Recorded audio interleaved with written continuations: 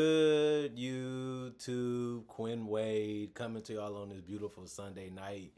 Coming to y'all with that basketball analysis instantly on Analysis Playground, of course, on YouTube exclusively forever on there. And we can talk about how the Celtics beat the Cavaliers 117 to 115. Payton Pritchard was hot the whole game. They did know how to cool him off. And we'll take it because Jaylen Brown didn't shoot the ball that well, but he shot a whole lot of free throws to get some points. The Cavaliers are now 12-9 and 8-4 at home. The Celtics are 11-9 and 5-5 away from on the road. I kind of thought the Celtics would be a 500 to a slightly above 500 team coming into this season, but a lot of it's going to have to do with how healthy can they be and how much injuries they can resist, because this is a thin roster and they need everybody playing as long as they can and as much as they can. And tonight was just another example of that. It's hard for them to win basketball games, and this one was one that they could have let slip by. But they won the first quarter 28-26, only up by 2. But they also won the second quarter 30-25. They was able to get a little bit of control of the game. It was able to get the lead. They kept it by the end of the third with a 32-28 third quarter. And in the fourth quarter, the Cavaliers brought it all and gave it their all. They had a 36-27 fourth quarter, but it wasn't enough to beat the Celtics. Sam Hauser, he got to start 35 minutes, 7 points, 3 of 6 from the field, 1 of 4 from 3, 5 rebounds, 2 assists, 1 steal, 1 offensive rebound, 1 personal foul, a plus 19 and plus minus. If he's not out there making shots, he ain't doing much for you. But in this game, he showed you that he can keep the ball moving. He can play a little defense. He can rebound. And he can still put the ball in the basket if it's not a 3, which he does do from time to time because you respect his 3-point shot so much that it allows him to do other things for that reason. Xavier Tillman was a big player for us in this game, made some big shots, made some big plays. He played 30 minutes. He only had 9 points, but he was 4 of 9 from the field and 1 of 5 from 3. He also had 6 rebounds, but with 3 steals in 1 block. Competitively, he was what we needed in this one. Good call by Joe Mazzulla. 2 turnovers. He did have 3 offensive rebounds, but no personal fouls in 30 minutes. That's impressive. 0 in a plus minus. And then Jaylen Brown, like I said, he played 38 minutes, which was tied for the most on the team with Jordan Walsh. But he only had 19 points. He went 3 of 13 from the field, 1 of 4 from 3. But he did stay aggressive and ended up getting 16 free throws, and he made 12 of them. But he also had a triple-double. They put the ball in his hands a lot. He missed a lot of shots. He made a lot of mistakes, but he didn't give up or quit on his team. And he kept showing you that he ain't afraid of taking the ball and trying to figure it out in another possession, even if it's defensively. But he had a triple-double, 12 rebounds, 11 assists, and 1 steal. And he had 1 offensive rebound and 3 personal fouls and a plus 16 and plus minus. This was a hard game for him to play, but he stuck it out. He played very good basketball, not just scoring-wise. And it just gave them a lot of problems and a lot of decisions that the Cavaliers had to make on the fly. And it was enough to get the Celtics to win, and that's all you can get, and that's all you can play the game for besides joy and happiness and livelihood. Payton Pritchard, 31 minutes, 42 points. He was 15 of 22 from the field. Like I said, he didn't miss that much in this game. He went 6 of 11 from 3, which is really good, and 6 of 6 from the free throw line. He had 3 rebounds, 3 assists, but he did have 2 turnovers and 3 personal fouls. He was a plus 10 and plus minus. Whenever he got any type of space or any type of room, he was shooting it. And that's the way he has always played. He might dribble a little bit more. He might come off a screen or something like that. But he had his mind made up that I wanted to score as much as I could in this game.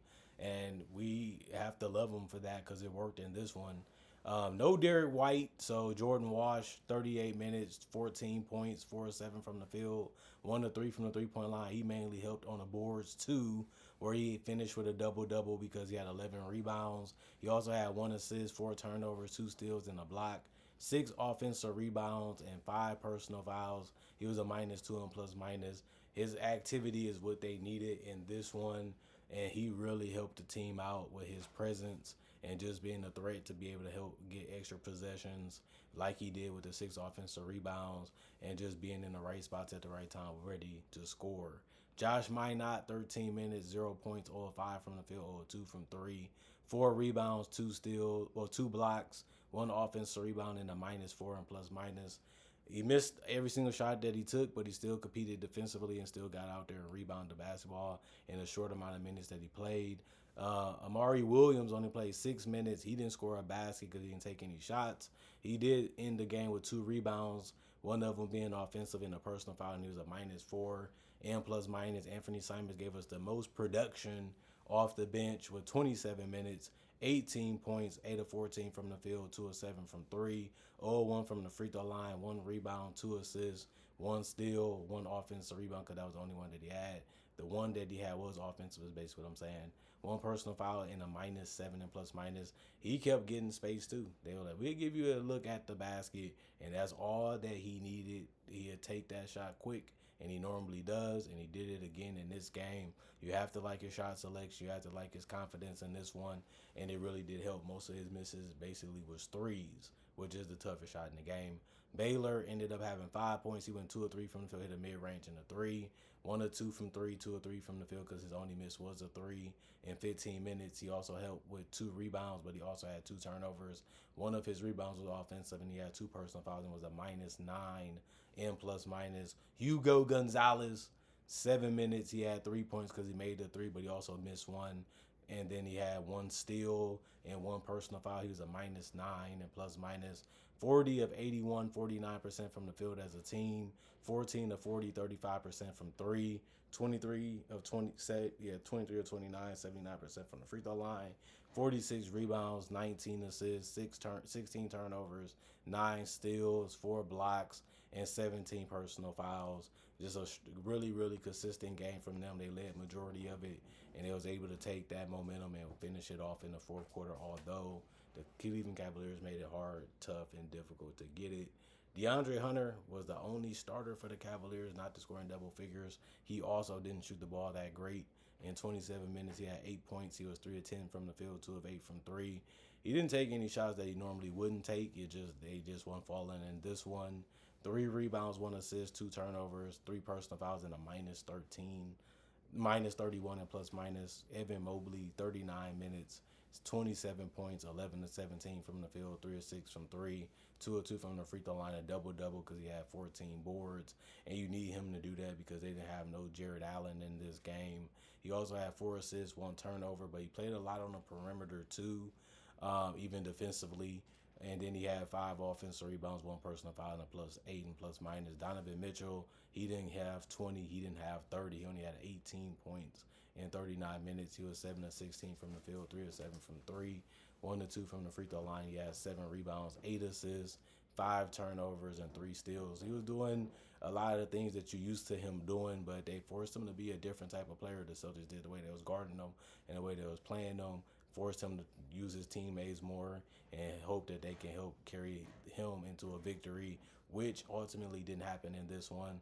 But like I said, 7 rebounds, 8 assists, 3 steals, and 5 turnovers. That's still a good game, but he did get in foul trouble too with 5 personal fouls, and he did get an offensive rebound finish as a +8. Darius Garland, 31 minutes, 21 points, 7 of 16 from the field, just like Donovan Mitchell. The difference was he went 4 of 9 from 3 and 3 of 5 from the free throw line. He also had 8 assists, but he had 4 turnovers and 3 rebounds.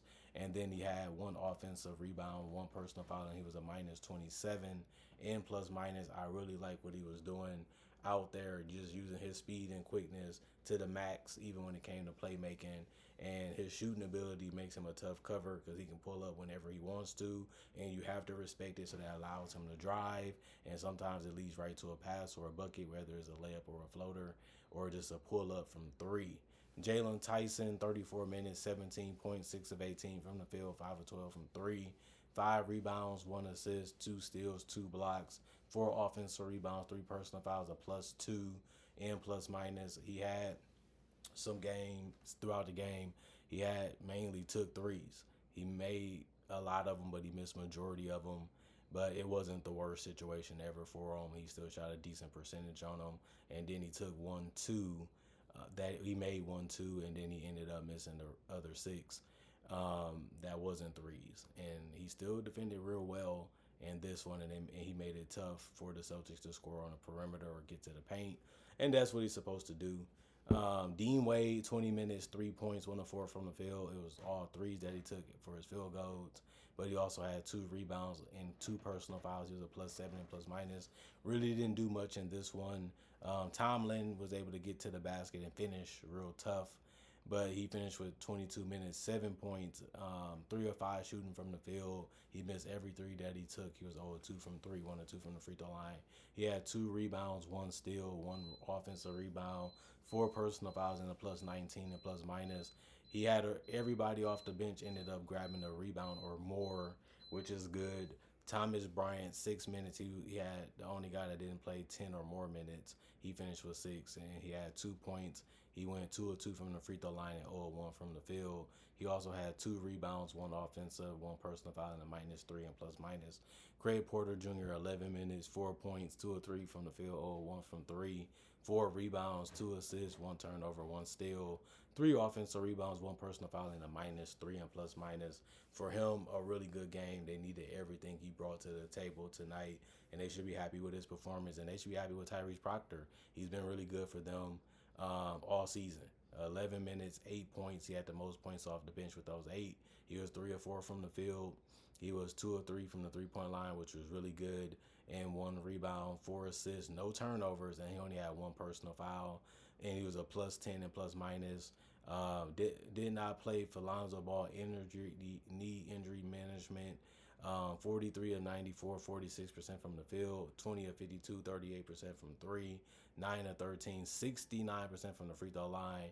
I mean, if you're going to give the Celtics 16 more free throws and you didn't really make the free throws that you had got, and you're going to allow them to shoot higher from you from the field and out-rebound you, you're in for a tough one. Even though you move the ball real well, you attack the paint real well, you use your athleticism at its best, it just wasn't enough to come out with the win. They had 43 rebounds as a team, 28 assists. They also had less turnovers with 13 compared to the Celtics 16. They had 7 steals. That was 2 less than the Celtics. 2 blocks. That was 2 less than the Celtics. And they did end up having 1 more offensive rebound than the Celtics. And they also committed 22 personal fouls compared to the 17 that the Celtics took. And the Celtics, like I said, they're a team that they figure it out. They're going to play hard. They're going to stick to their style. They're going to stick to their brand of basketball. And it ended up working today. Like I said, both teams had key players missing, but they suited up knowing that they still wanted to get that win, and they still enjoyed that they playing basketball for a living. So let's go out there and make the best of it. And the Celtics was the team that was victorious. They have to be happy about that. They got what they wanted, and they needed it to stay out of that below 500 range so they can stay in that play-in to playoff spot. And as long as they that, I'm happy with the season because that's about what they're going to be. And like I said, this team has to stay healthy because they don't have a lot of talent.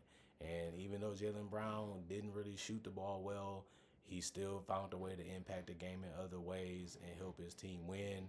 And we just needed Payton Pritchard to stay hot. He got hot and he stayed hot.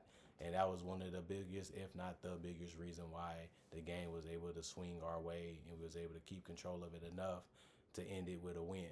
Comment, like, subscribe, share it, the notification bell to get the analysis when it first come out. I also do conversation videos just like this, but about various different NBA topics, and I also do breakdowns of real footage of legends, current legends, rookies, and also future stars. I also do my draft and draft coverage too. Plus, I got over 4,000 videos already on my channel that you can watch right now and enjoy, and it's all for free.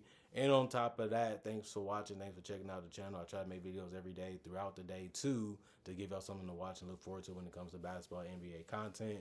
And other than that, thanks for watching. Thanks for checking out the channel. Thanks for the love. Thanks for the support. I'm thankful to have y'all as fans and subscribers. I'm thankful y'all for checking me out and giving me a chance to see if you will be a fan or a subscriber of this channel.